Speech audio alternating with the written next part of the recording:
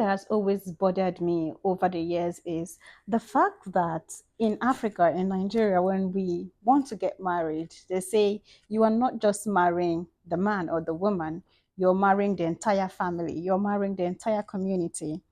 But when issues start to happen, let's say misunderstanding, infidelity, domestic abuse, financial abuse, we always say to the couple, marriage wahala, they know they put mouth for man and woman matter. The two of you should go and settle. In fact, it's so bad that even when it's cases of domestic abuse and violence, and maybe the person even reports to the umuna, the community or the police, they always refer them back home. I agree. Some things are meant to be handled, you know, in the confines of just the family. I mean, the man and the woman. Let me tell you guys a story. Keep this in mind while I tell you the story. There's this couple called Mr. Richard Spencer and his wife, Sherry, in the United States. They've been married for about 20 years. Within these 20 years, the woman was abusing the man, physical abuse. Like she would hit him, beat him in front of the kids. Now, this is a man who is over 6 feet tall, well built.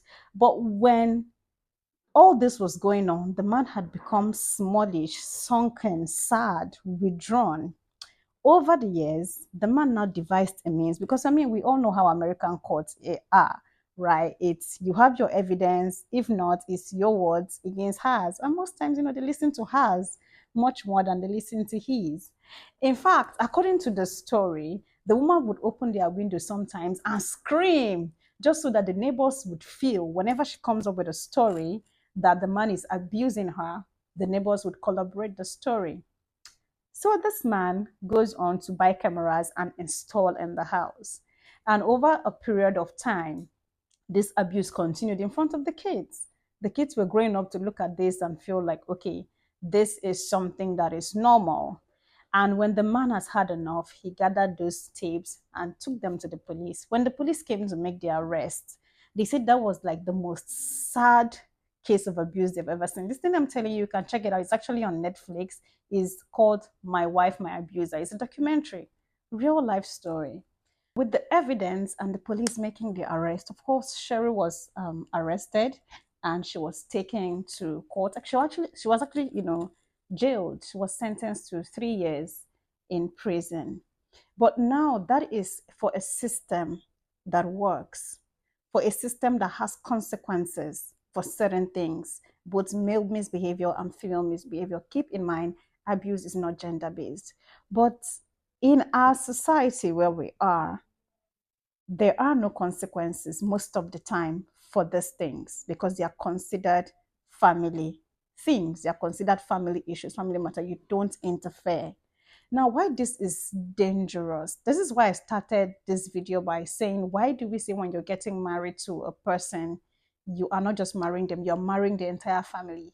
And when cases of life and death start happening like this, we hands off, we leave them to themselves. Why do we do that as a people? Aside the fact that we do not hold men responsible for certain things that they do, we now encourage these women. We go ahead to tell women, pray for your husband. A husband that is no, a husband that is doing some other things that you can pray for, definitely. Somebody that is putting their hands on you, male and female, we encourage them to pray for them. We encourage them to dress better. We encourage them to wear more makeup. We encourage them to give them more sex. We encourage them to do things as if that is what is going to make the person change.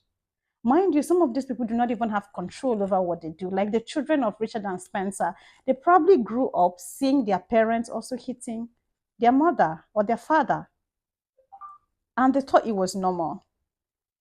That brings me to another story. There was a time my kid brother calls me and say, sis, my girlfriend just left. I said, what happened? He said, I slapped her because I saw her. She went to that time that Kubana buried his mother. He said his girlfriend went to Kubana's mother's burial. So she came back and he slapped her. And I said, you're slapping somebody's daughter. I said, better start running because me, I'll be the one to call police for you. What if she had dropped dead? I do not take lightly to abuse, and that is my brother. And I warned him. And in short, I told when the girl called me, I was like, if you know what is good for you, better go and find another boyfriend. I mean, were you people in school? What are you doing with boyfriend and girlfriend? I was a little extreme, but that is how personal I take it. If I can do that to my brother, I do not contain it. So when we see situations where it has become life and death, why don't we do something? Now, I'm not even talking about people in the place of abuse, because just like Richard had to wait for 20 years before he gathered evidence, before he could speak out to anybody with evidence. In our society here, a woman or a man can stay years in abusive situation. Most times because of poverty, financial abuse, you're there, you're taking everything and you can't leave. And even when you talk to people, they tell you to stay until just yesterday, a woman was beat to death. It was all over Instagram. That same yesterday, a lady called off her wedding because the fiance was hitting her. And she had to make a post about it, like everybody planning to attend the wedding, please cancel because I'm not going on to this. If people say, oh, you cannot endure, maybe he will change. I was among the people that said, please do not become another statistic, because that is all you're going to become, a statistic. That's all. That same yesterday, a girl was seen by the roadside somewhere in Oka with her baby. Her baby should be like a couple of months old, by a dumpster, by the bush, with sores on her head. I think the man was hitting her with a plank or something, and people came to carry her up. And she was crying. You could see the fear in her eyes. The way she held her baby, you could see that this girl is traumatized. And she said this man took the money that she went to. So she's even a beggar. She does petty trading, and this man would take all the money and still hit her. The other girl that was beat to death is 25 years. Excuse me if I'm getting emotional, but these things. So I was asking the question, where are the relative and siblings of these women? Where are their families? If the family of the man is saying this and not saying anything, not calling their son to order, because I mean, if some of us that are civilized are still able to call this man to order, are still able to talk to this man, are still able to be able to dish out some form of consequences, the larger population of those that do not have access to civilization, to education, what are they left to do? It falls back to the family to bring them out of that situation. Stage an intervention if you have to. Even if you've been telling them to leave, there was a comment after I asked where her family is. Somebody replied to me that some of these people, you tell them to leave, they will not leave. What the family does is the family abandon them to their abuser. You abandon them to their abuser and they die. How about you stage an intervention for them?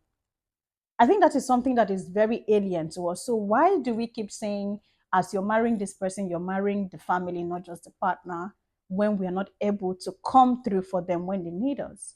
We say, yes, people stay in abuse for a long time because they are traumatized. But then we always forget that these people are not leaving these situations because they are traumatized. We hold them responsible for not leaving, and we don't do anything as their relative. So why don't we reevaluate? Either we reevaluate the sentence or we reevaluate our actions as a people, since there's nothing we want to do about it. I think it's time we actually do something about it. And if you still have somebody in this situation and they're not listening to you, you can actually report them to God. We are all God's children, actually. And along the line, God will either give you the wisdom to do something about them or give them the courage or make the Holy Spirit heal them and bring them out of that situation. I think I've said a lot for one. And until next time, my name is Magdalene. And on this podcast, we are going to be having this kind of conversations. Like I said, if you feel triggered, please do not have my head. You can approach it intellectually. We can talk about it. We can find, there's nothing that does not have an answer to. There's nothing that does not have a solution to. We can always find a solution to it. What you do not want to do is calling me names. But if you must call me names, but I don't call me what has been called to everybody. Try to improvise. And my name is Magdalene. Thanks for watching. Bye.